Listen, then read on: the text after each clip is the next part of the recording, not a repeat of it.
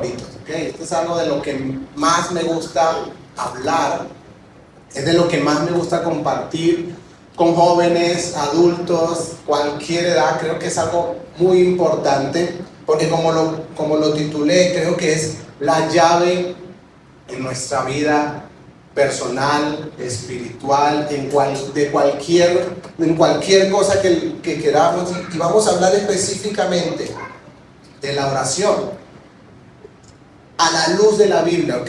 Yo sé que en esta cultura venezolana, y los que no son de Venezuela, pero la cultura latinoamericana, todos estamos familiarizados con la oración, con rezar, ¿verdad? Todos sabemos más o menos de qué se trata posiblemente, pero necesitamos ver en la Biblia, primero, la importancia que se le da, y segundo, qué lugar debería estar ocupando en nuestra vida.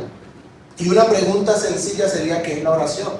¿Sí? Y muchos responderíamos a eso: es hablar con Dios, ¿verdad? Y es hablar con Dios, pero no es solo eso, ¿ok? Creo que resumimos demasiado cuando solo decimos es hablar con Dios, ¿ok? Entonces vamos a tratar de ampliar a través de la Biblia algunas cosas que creo que son muy importantes. Y yo defino la oración como una respuesta de nuestra parte a la iniciativa de Dios. Y esto es importante porque dejamos de ser nosotros el centro de todo, ¿sí? Nos encanta como seres humanos, a mí también, yo también soy un ser humano, por si no lo sabían. Nos encanta ser el centro de todo, ¿verdad? Nos encanta que la gente nos reconozca las cosas y poder decir: claro, pero ha sido mi esfuerzo, ha sido que yo he hecho tal cosa, han sido años de sacrificio, y eso está bien, y claro que sí, pero la oración no depende de nuestro esfuerzo. Porque aunque nos esforcemos mucho, y ya lo vamos a hablar, aunque el mundo sin Cristo se esfuerce mucho, nunca podrá levantar una oración que llegue al trono de Dios. Jesús hizo posible eso por medio del sacrificio de la cruz. Él abrió el camino, lo cantábamos ahorita, el velo que impedía que cada uno de nosotros llegáramos a la presencia de Dios se rompió, se rasgó, y ahora nuestra oración puede ser escuchada. Ahora podemos acercarnos a Dios, pero esto no nació de nosotros. Realmente oramos en respuesta a lo que ya Dios hizo en nuestra vida. Creo que toda nuestra relación con Dios es una respuesta a la iniciativa de Dios. La Biblia dice: no es que nosotros amamos a Dios, sino que Él nos amó primero. Yo puedo decir amo a Dios, pero no se me puede olvidar que Él me amó primero. Porque la Biblia dice: no hay un solo justo en la tierra, no hay quien busque a Dios por su propia cuenta, no hay ni siquiera uno. Es decir, que todos los que buscamos a Dios es porque fuimos alcanzados, abrazados por la gracia de Dios. Y eso nos hace responder de una manera de: Señor, yo quiero conectar, yo quiero relacionarme contigo. Y desde la perspectiva de Jesús, en el Sermón del Monte, la oración forma parte de la vida de todo hijo de Dios. Es común, es cotidiano. Para Jesús, ya lo vamos a leer, lo normal es que un hijo de Dios ore. Lo anormal es que un hijo de Dios no ore. Desde la perspectiva de Jesús, vamos a verlo. Mateo capítulo 6, versículos 5 al 8. Cuando oren, no sean como los hipócritas. Y recuerden esta expresión: cuando oren. Jesús no está diciendo si oran, si en algún momento les nace y ustedes piensan que es importante orar. No, Jesús dice cuando oren. Es decir, se supone que oras. Se supone que si eres hijo de Dios, seguidor de Cristo, tienes tiempos de oración. Y Jesús comienza diciendo: no sean como los hipócritas, porque a ellos les encanta orar de pie en las sinagogas y en las esquinas de las plazas para que la gente los vea. Les aseguro que ya han obtenido toda su recompensa. Pero tú, cuando te pongas a orar, entra a tu cuarto, cierra la puerta y ora a tu Padre que está en lo secreto. Así tu Padre, que ve lo que se hace en secreto, te recompensará.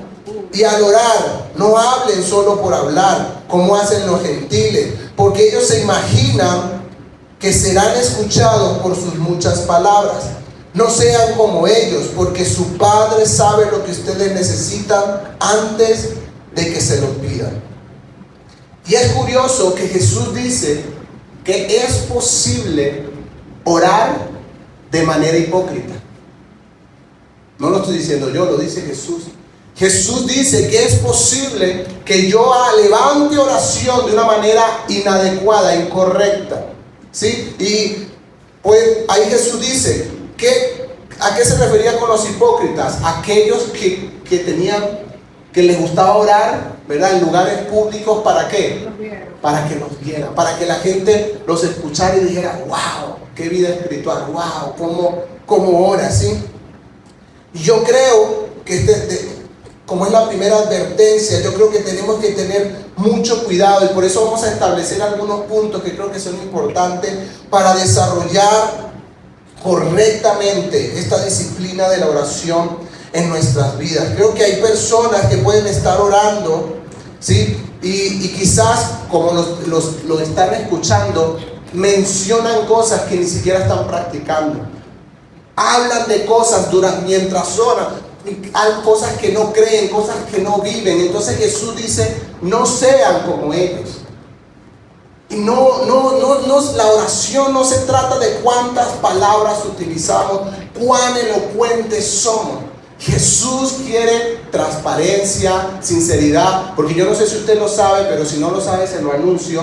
Si hay alguien a quien no podemos engañar, es a Dios. Porque Él ve lo que no vemos nosotros. Él ve nuestro corazón y nuestra mente. Y yo te puedo dar el micrófono aquí y tú puedes decir, Señor, yo creo en ti, tú eres suficiente, pero Él te ve en tu casa quejándote todos los días. O sea, Él ve lo que los demás no ven. Entonces Jesús dice que tenemos que tener mucho cuidado con esto, con la manera sobre todo en la que oramos delante de otros. Y quiero ver algunos puntos. Ponme por favor el punto número 1. Vamos a ver lo primero que Jesús establece como el principio del secreto. La oración, como es algo que se supone que todo hijo de Dios practica, es una disciplina espiritual que está diseñada para ser desarrollada en privado. ¿Ok? Ya vamos a hablar de la oración en la iglesia, en comunidad, pero está diseñada para que la desarrolles en tu vida en privado. ¿Saben qué es una oración? ¿Qué es orar de manera hipócrita? ¿Verdad? Orar muy bonito en la iglesia y no tener tiempos de oración en tu casa. ¿Sí? De eso está hablando Jesús. Y aunque realmente estos tiempos que tenemos como iglesia son maravillosos, no pueden suplantar nuestro tiempo personal con Dios. Jesús lo hacía, Daniel lo hacía, David lo hacía, Samuel lo hacía. Si usted ve la vida de cada hombre y mujer de Dios, ¿sí? ¿Se acuerdan? Ana, la madre de Samuel, estaba ahí en el templo, estaba sola, estaba clamándole a Dios por un hijo. No había nadie, no había público. El sacerdote la vio de lejos, la vio balbuceando y dijo, esta mujer está borracha. Sí, ella estaba clamando delante de Dios en privado. Entonces es una práctica que aún el mismo Jesús hizo en su vida. Y yo quiero decirte esto con mucho amor, y siempre me lo repito a mí también. Si Jesús, el Hijo de Dios, apartaba tiempo para orar por cada cosa que iba a hacer, antes de escoger a los discípulos, Él se apartó y oró toda una noche y bajó y empezó a ver para tener entendimiento de lo que debía ser el Hijo de Dios. ¿Quién nos creemos nosotros para hacer las cosas sin oración? El mismo Jesús lo practicaba. Lucas 6:12 dice, por aquel tiempo se fue Jesús a la montaña a orar y pasó toda la noche en oración a Dios. Y vamos a conseguir varios textos donde Jesús se apartaba.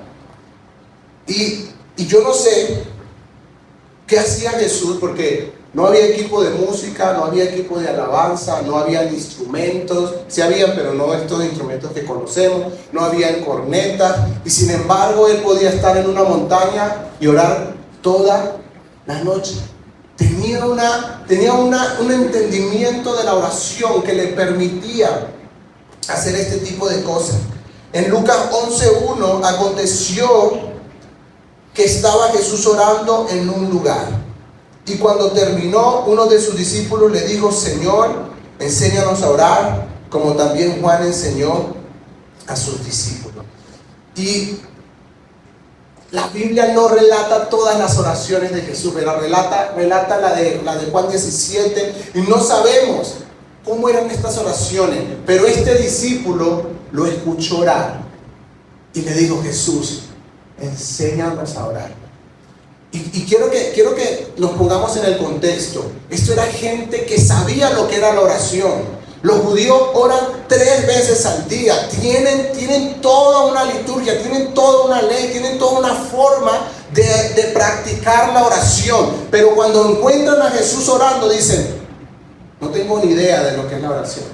Dice Jesús: enséñanos a orar, como Juan enseñó a sus discípulos. Ahí lo vimos en Mateo 6:6, dice: pero tú, cuando te pongas a orar, entra a tu cuarto, cierra la puerta y ora a tu Padre que está en lo secreto. Así tu Padre, que ve lo que se hace en secreto, te recompensará. Familia, yo sé que hay muchas personas que frecuentemente, posiblemente tú seas uno de esos, lucha, ¿verdad?, con esta sensación de estar desconectado de Dios, con esta sensación de que oras y pareciera que tu oración no pasa del techo, ¿verdad?, que necesitas esforzarte demasiado, no sé, como si dependiera de ti sentir, experimentar la presencia de Dios. Y yo sé que muchos hemos vivido eso, y son esas cosas emocionales y mentales que nos impiden empezar a practicar la oración. Pero me encanta que Jesús nos da una llave muy especial, nos da un secreto muy especial. Jesús está diciendo: tu Padre, por eso lo puse en negrita ahí, tu Padre ya está en el lugar secreto. O sea, Jesús nos dice: entra a tu cuarto, cierra tu puerta y empieza a orar para que la presencia de Dios llene tu cuarto. No, Jesús dice: entra a tu cuarto, cierra tu puerta, que tu Padre ya está ahí. Estas son las 2 llaves, las 2 claves. Entra a tu cuarto, cierra tu puerta y tu Padre ya está en los secretos.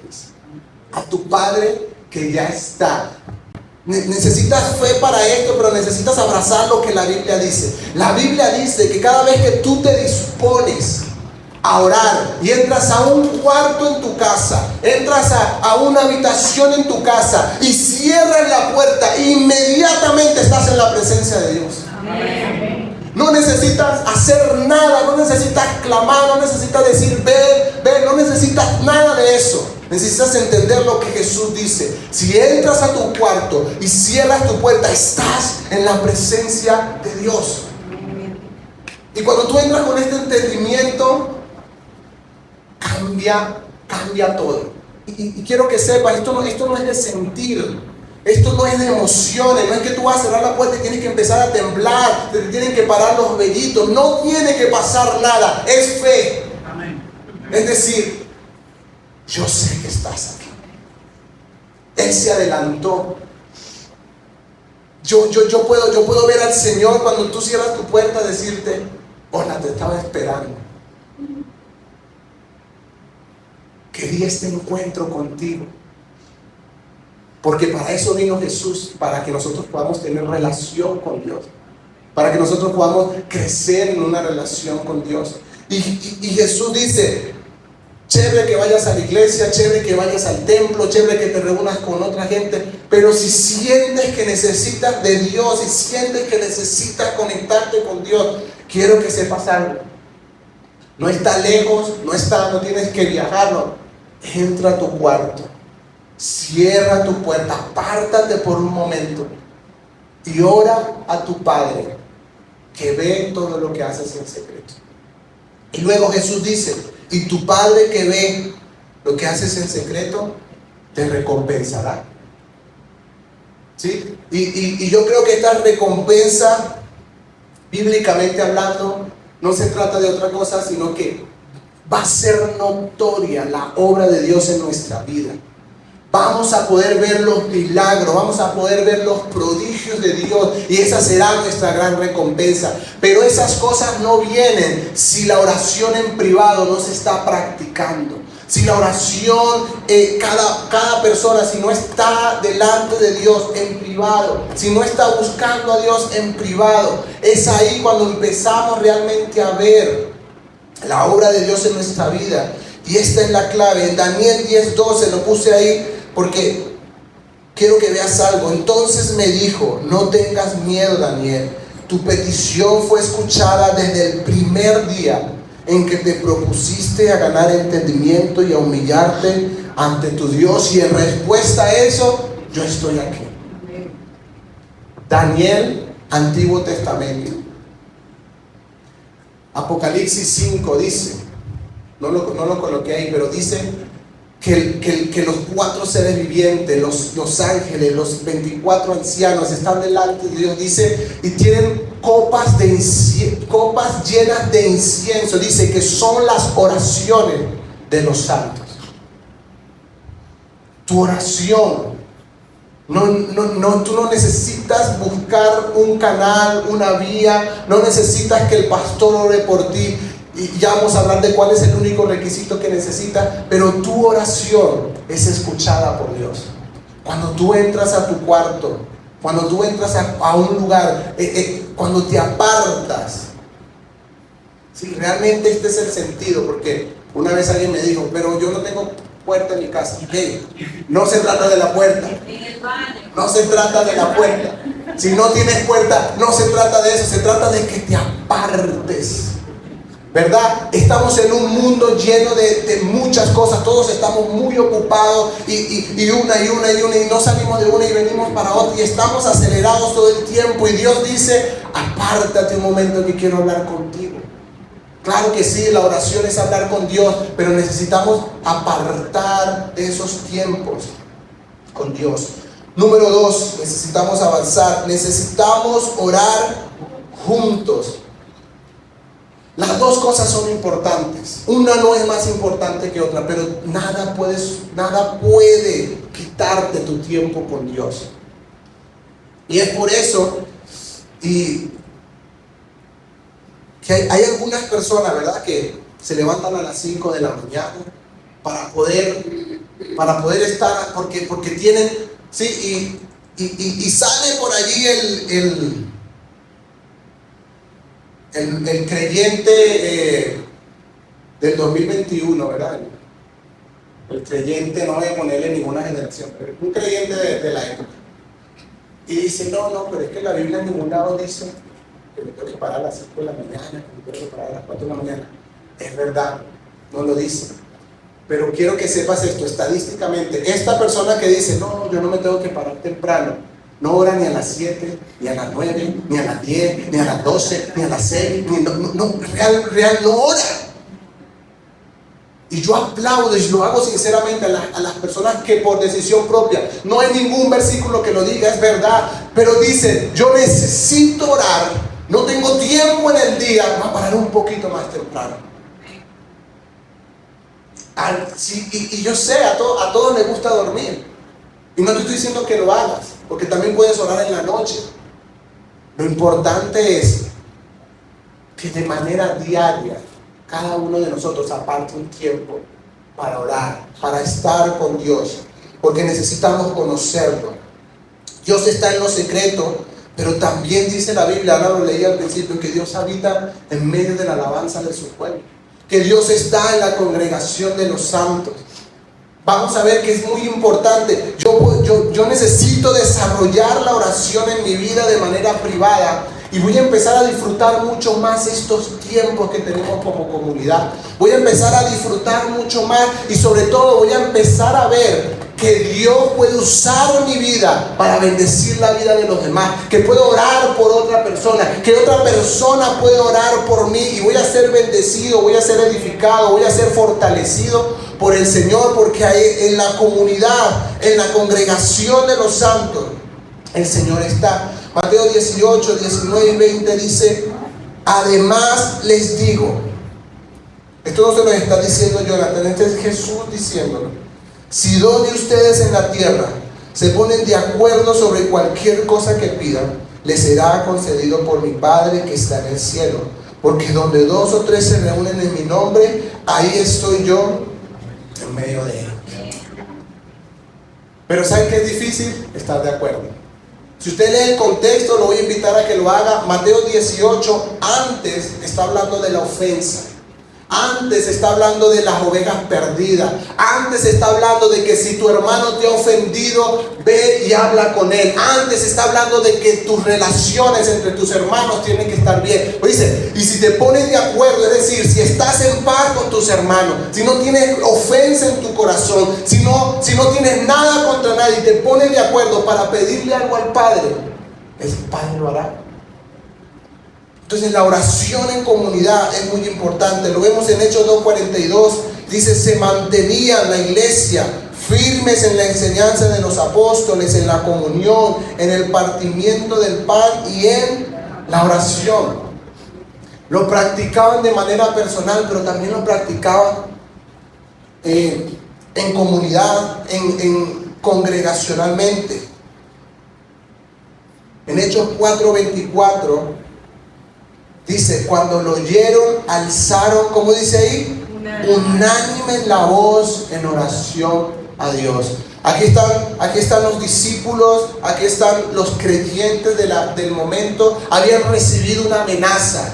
Los gobernantes de ese momento le habían dicho: no prediquen más, y si predican los vamos a meter presos, y si predican los vamos a azotar. Viene Pedro de ser azotado, viene Pedro de estar encarcelado. Le cuenta a la iglesia: iglesia, quiero que sepa, vengo de ser azotado por predicar el evangelio, vengo de ser azotado, ¿sí? Y me dijeron que si seguíamos predicando a todos nos iba a pasar lo mismo. Y dice la Biblia, cuando lo oyeron, dijeron: tenemos que orar. Alzaron su voz al Señor y empezaron a orar. Y miren, es impresionante. No la coloqué por falta de tiempo, pero revíselo. Y empiezan a orar y no dicen: Señor, manda fuego del cielo que los consuma. Señor, estamos haciendo tu voluntad, esto es injusto. No, ellos empiezan a orar y dice: derrama de nuevo sobre nuestra boca, mientras extiendes tu mano para hacer señales y maravillas. No permitas que seamos amedrentados, no permitas que el miedo nos invada, que sigamos haciendo tu voluntad. Tú sabes lo que ellos están haciendo, pero nosotros estamos aquí para servirte. Es impresionante, es impresionante. Pero esto se logra, esta fortaleza, esta unidad se logra cuando estamos en oración, cuando como iglesia podemos orar juntos. Por eso para mí el tiempo del martes y quiero hacerlo presencialmente. Me gustaría hacerlo presencialmente, solo que es complicado todavía, pero tener estos tiempos para que podamos orar juntos es de mucha bendición. Punto número 3, parece ilógico, pero necesito mencionarlo. Debemos orar creyendo. No todo el que ora, ora con fe. No todo el que ora, ora creyendo. Y al orar, no hablen solo por hablar como hacen los gentiles, porque ellos imaginan que serán escuchados por sus muchas palabras. Mateo 21:22: si ustedes creen, recibirán todo lo que pidan en oración. Son palabras de Jesús. Pero necesito decirte, porque necesitamos ser serios en la predicación, ¿verdad? Necesito decirte: Dios no es nuestro mensajero, ¿sí? Dios no está ahí para hacer lo que nosotros. Estas oraciones, por supuesto, bíblicamente tienen que estar sujetas a la voluntad de Dios.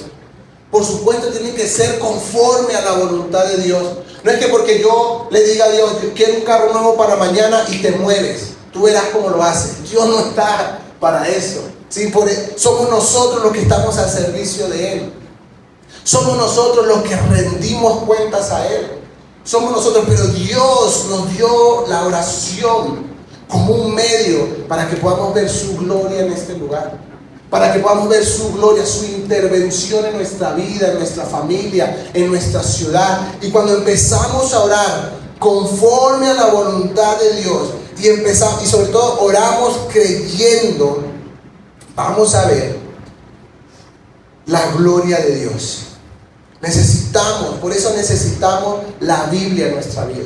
Porque necesitas conocer a Dios, necesitas conocer lo que Dios ha dicho en su palabra, necesitas orar conforme a lo que su palabra dice. Y vamos a ver, no es una opción, vamos a ver la obra de Dios. Pero Él es un padre, y como padre cuida de sus hijos. Por eso hay cosas por las que has orado y quizás no las has visto. Porque ya lo vamos a ver en el siguiente punto, porque Él sabe lo que nos conviene. Santiago capítulo 5 versículo 13 al 15 dice: ¿está afligido alguno entre ustedes? Que ore. No le voy a pedir que levante la mano, pero si hay alguno afligido en este lugar, la Biblia dice: ore. No dice otra cosa, dice ore. Si usted se siente afligido, cansado, turbado, estresado, angustiado, con temor en su corazón, apártese a orar. Apártese a orar, porque necesita que tu hombre interior sea fortalecido. ¿Alguno está de buen ánimo? Que cante alabanzas. ¿Está enfermo alguno de ustedes? Hagan llamar a los ancianos de la iglesia para que oren por él y lo unjan con aceite en el nombre del Señor. La oración de fe sanará al enfermo y el Señor lo levantará, y si ha pecado, su pecado se le perdonará. Hay poder en la oración.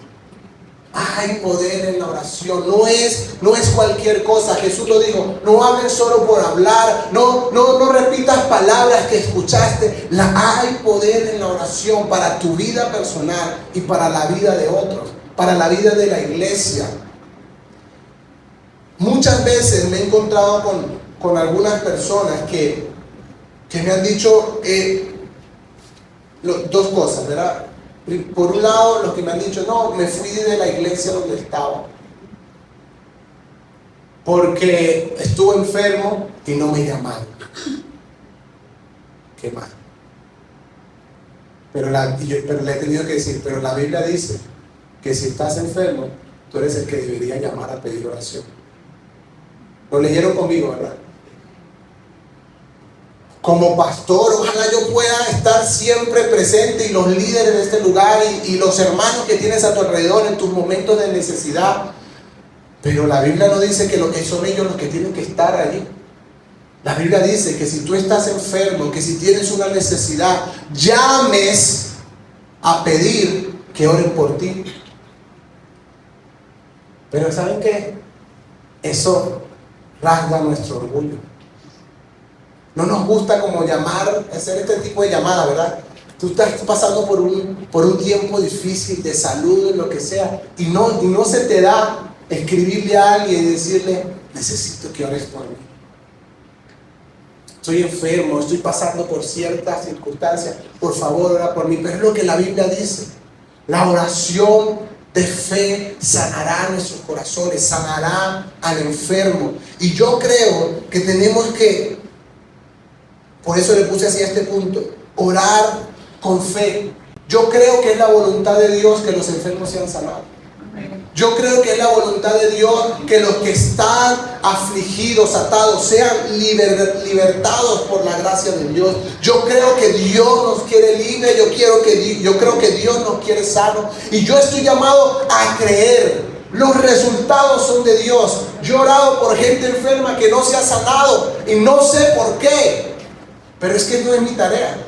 Mi tarea no es averiguar: ¿será que le puse la mano mal? ¿Será que era más abajito? ¿Será que era 45 grados? No, yo creo, Señor, que tú la puedes sanar. Y yo oro. ¿Sí? Y mucha gente se pregunta, ¿y si no se sana? ¿Y si se sana?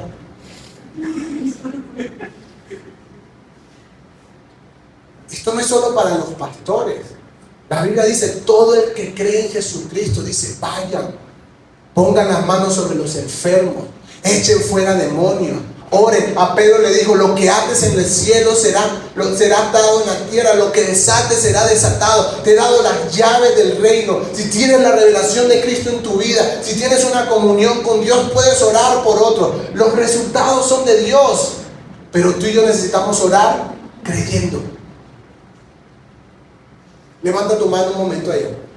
Escúchame algo. Si tú recibiste a Jesucristo en tu corazón, fuiste sellado por el Espíritu Santo, no son palabras mías, son palabras del Señor, y tu mano puede ser utilizada por Dios para liberar, para sanar a otras personas. Esa mano que estás levantando, ¿qué tal si la usamos? ¿Qué tal si nos atrevemos? Tenemos nuestros tiempos privados con Dios, oramos en comunidad y oramos creyendo. Siempre va a prevalecer la voluntad de Dios, siempre, eso, ¿sí? Pero muchas veces hemos usado esta frase para hacer una oración segura, para escudar, para tapar nuestra falta de fe. Entonces estás orando por alguien y utilizas esto. Bueno, eso soy yo, ustedes no, yo. Señor, si es tu voluntad, sana. Está bien. En verdad eso es lo que va a suceder. Pero internamente yo estoy usando esta frase para no quedar mal yo. ¿Me estoy explicando? Yo estoy usando esta frase para tapar. Bueno, pues yo oré, pero no oré con fe. No oré con fe. No oré creyendo. Yo voy a orar por la persona y Señor, en el nombre de Jesús te pido, sánala ahora. Señor, en el nombre de Jesús te pido, trae libertad ahora a su vida. Rompe las cadenas, pudre los yugos. Hazlo, Padre. Y empiezo a citar la palabra, no porque le esté demandando cosas. Yo no soy nadie para demandarles cosas, pero Él me dejó la Biblia, promesas que si yo empiezo a declarar, el Señor obra a favor de eso. Tu palabra dice, Señor.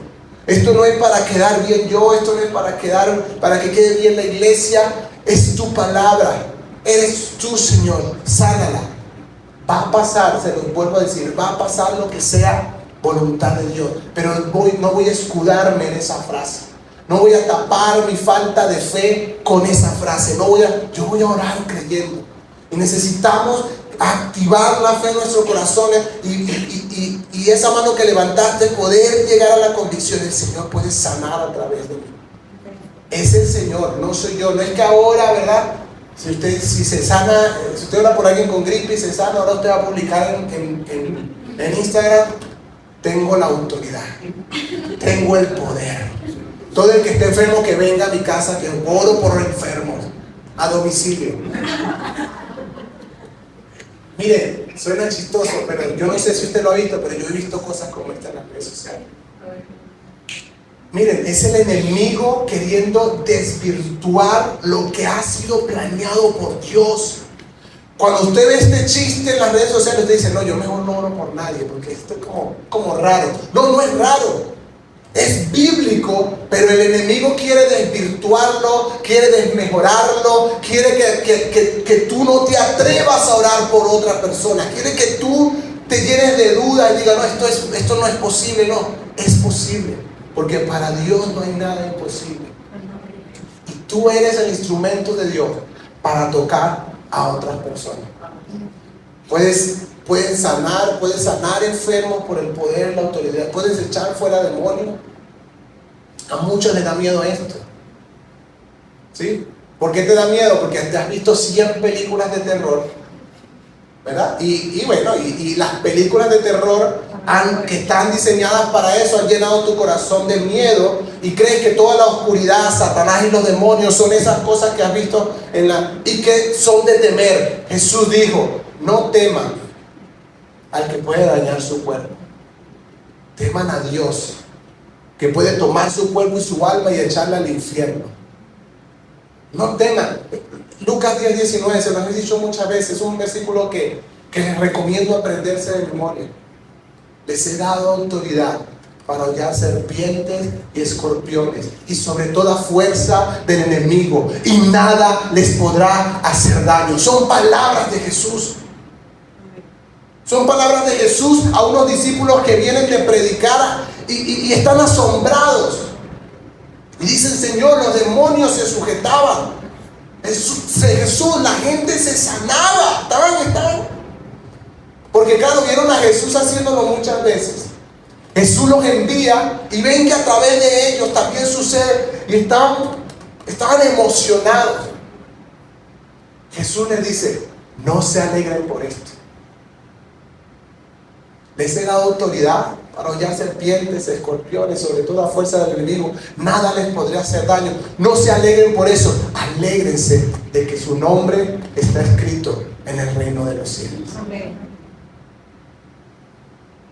No se alegren por esto. Eso es normal. Es lo que se supone que debe suceder en tu vida y en mi vida. No te estoy diciendo con esto porque solo el Señor sabe que ahora por todos los enfermos que tú ores se van a sanar. No, yo he orado por muchos enfermos que no se han sanado. Pero no por eso voy a dejar de hacerlo.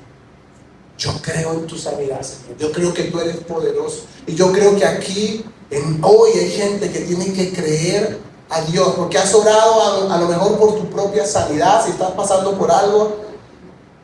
Pero no estás orando creyendo. Está esa espinita de la duda de: Señor, sáname. Pero está como complicado, ¿verdad? Esto es como difícil. O sea, tú puedes, pero los médicos dicen, pero necesitamos avivar el corazón, necesitamos ser avivados por el Espíritu de Dios, necesitamos levantarnos y decir: Señor, yo creo que tú puedes, pero con toda convicción, como esos, ¿se acuerdan de los amigos de Daniel? Daniel capítulo 3, están ahí, van a ser echados al horno de fuego, y sus palabras son: nuestro Dios, Rey, con convicción, nuestro Dios puede librarnos de tu mano. Amén. Estamos convencidos de eso. Pero si no lo hace, porque Él es el soberano de los reyes de la tierra, porque Él es el que manda, porque Él es el Señor, no yo. Pero si no lo hace, sepa, Rey, que no nos inclinaremos ante ti ni adoraremos la estatua. Punto. ¿Qué pasó? El Señor demostró a favor de ellos que sí podía librarlos del horno de fuego, y los libró. Pero ellos no solo estaban convencidos de que podía pasar, sino que también estaban en paz. Si no lo hace, igual no vamos a adorar la estatua, igual no vamos a rendir el culto. Adoraremos al Señor, seguiremos adorando al Señor. Número 4. Yo me podría quedar en el número 3, pero necesito que veamos los últimos 2 puntos, ¿sí? Porque este tema de orar creyendo es muy importante. Es donde necesitamos trabajar. Es donde necesitamos trabajar, ¿sí? Porque oras por provisión en tu vida, sales de orar y dices: ¿pero cómo? ¿De dónde? ¿De qué manera? En este país no se puede, me tengo que ir.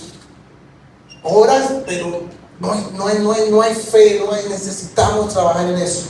Número 4, tu Padre sabe lo que necesitas. Mateo 6:8, no sean como ellos, porque su Padre sabe lo que ustedes necesitan antes de que se lo pidan.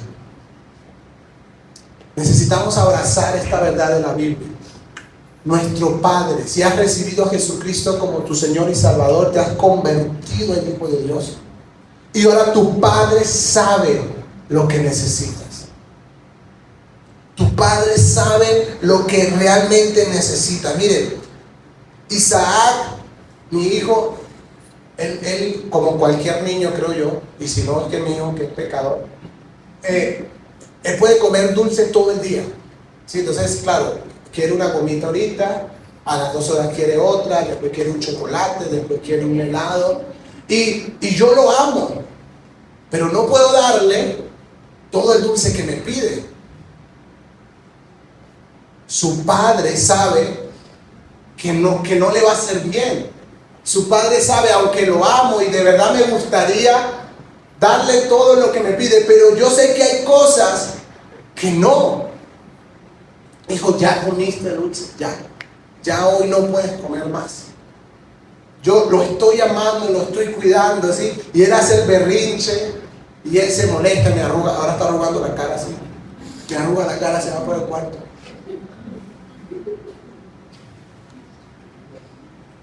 Un niño de 5 años. El problema es cuando este berrinche lo hacemos y ya somos mayorcitos, ¿verdad? Cuando pedimos cosas al Señor, no pasa. No oro más. No voy más a la iglesia.